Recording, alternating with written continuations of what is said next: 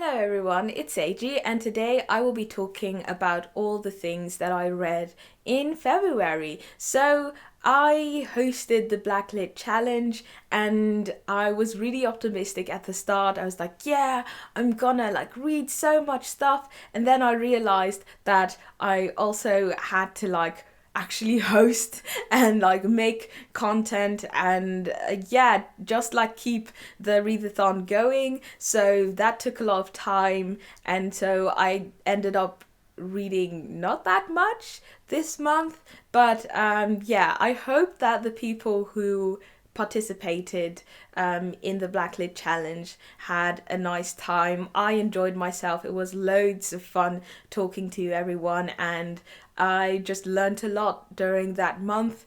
I have another readathon coming up this year, but completely at the end in October, the last 2 weeks before Halloween. So I think that's from the 18th of October to the 31st. It's called Frightful Fortnight. Yes, that's the name. I'm very excited. I'm already planning things, and I hope you will join me. Either way, let's talk about the books that I read in February. So I had my first James Baldwin read, Dark Days, and this is a Penguin Modern Classics booklet. I think they have over 80 pieces of this in this collection. Either way, this one collects 3 essays written by Baldwin over a couple of decades, and they all concern race in America, and Baldwin uses a lot of personal experiences in these essays as well. So it's very interesting. But like I said previously, this was my introduction to Baldwin, and what really blew me away was both the quality of the content and the quality of his prose. It's so well written, and if you have never read anything by Baldwin, I would definitely recommend this one. I also have a copy of If Beale Street Could Talk, so I would love to read that one soon as well. If you'd like to hear more about my thoughts concerning this collection, you can check out my vlog for the Blacklit Challenge. Then I also read An Image of Africa by Chinua Achebe, and this is also an essay collection. It collects 2, one called The Trouble with Nigeria, where he basically lists all the things that are wrong with the nation and that should be changed. And then the titular one, An Image of Africa, where he talks about Joseph Conrad's Heart of Darkness. And basically in that one he argues that Joseph Conrad was a racist and that Heart of Darkness was very damaging to the image of Africa. And I actually made a post concerning that essay on Instagram, and I myself haven't read Heart of Darkness, but I asked people if they had read it and what they felt about the racism. And fair enough, I've made a video discussing authors who have lived during different times where for instance racism and misogyny and stuff like that was more acceptable, and I talked about whether or not I would like to read their work, etc etc. And personally, when it comes to those type of authors who have died a long time ago, I try to separate the art from the author. And so mainly what I thought was interesting in this essay was the effects that this book has had on the image of Africa. But I was going through a couple of comments, and then there were quite a few people who were saying there was racism in this book, but I don't think that that's the point. I don't think we should be talking about this.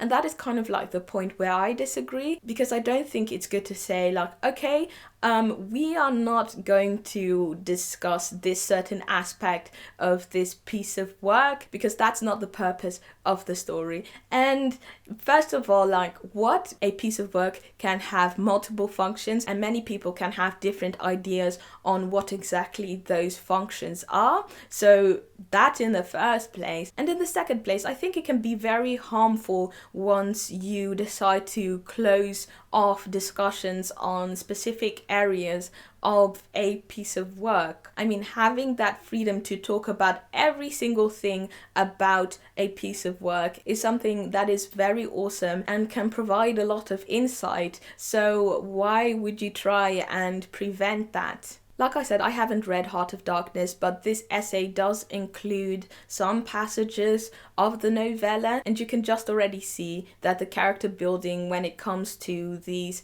Africans is just very poor. So I don't see why you wouldn't be allowed to say, well, look, I think one of the things that this book does poorly is the characterization when it comes to Africans. The characters are very flat, and that is something I didn't like about this story. But then you can go ahead and say, oh, I like the characterization of whichever main character and stuff like that. You see kind of like what I mean when it comes to like shutting down specific aspects of books. It doesn't let you freely discuss the work. So that's just my opinion on it. The passages that I read weren't that great, to say the least, but I do have the novella and I plan on giving it a go and just probably discussing it, who knows. But yeah, this collection was really interesting and I'm very happy that I read it.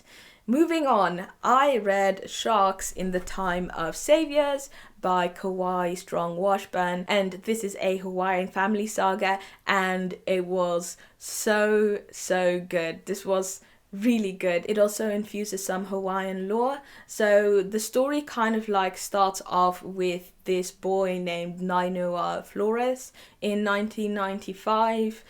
They are on a family trip and he falls overboard on a cruise ship and people think basically he's going to die, but he gets saved by sharks, one of which actually takes him between his jaws and delivers him back to his family. And so people see this as a sign of favor of the Hawaiian gods, and so the entire dynamics of this family changes. You have Nainoa's older brother Dean and younger sister Kaui, who are struggling to navigate their lives whilst all the attention is on their brother.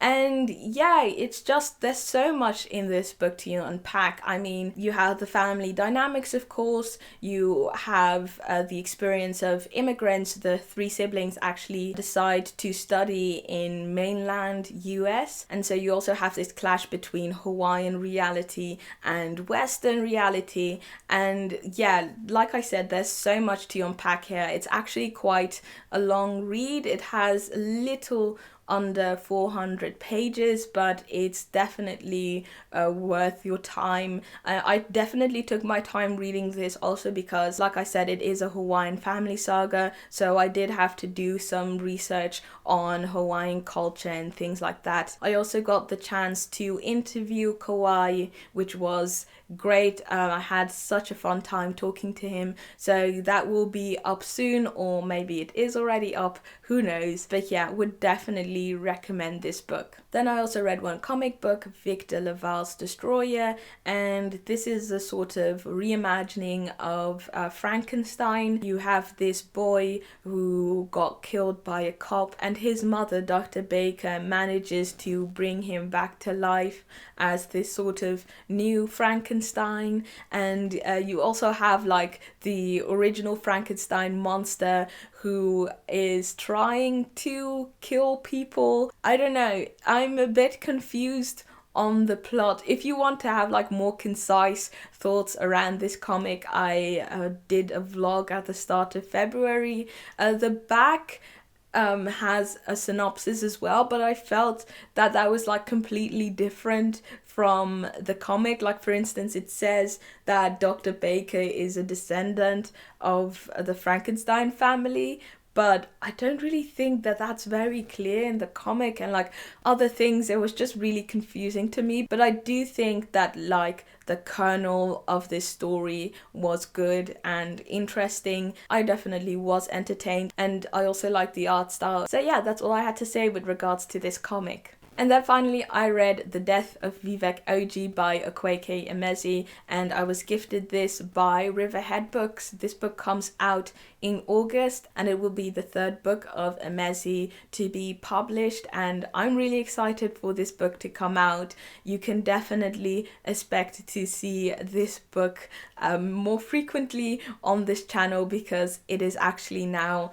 my favorite novel. It has knocked Middle Game to number 2, a close number 2, but still number 2. Anyway, this book starts off with the death of Vivek Oji. His mother opens the front door and finds him lying dead, wrapped in colourful cloth on her footsteps. And yeah, that's where the story starts. It then takes us back to the beginning, way before Vivek was even born, and so we kind of like follow Vivek's life up until his death, and this was such a good book. I think like the best way to even go into it is by not knowing exactly what's happening to Vivek as he's growing up. But this was such a good story, definitely written, so interesting. If you'd like to know more about my thoughts with regards to this novel, then you can check out my vlog for the Blacklit Challenge, because I also read this book in it. Either way, those were all of the books that I wanted to talk about, because those were also all of the books that I read in February. Thank you very much for watching. If you liked this video, give it a thumbs up, subscribe if you haven't already, and I will see you in the next video.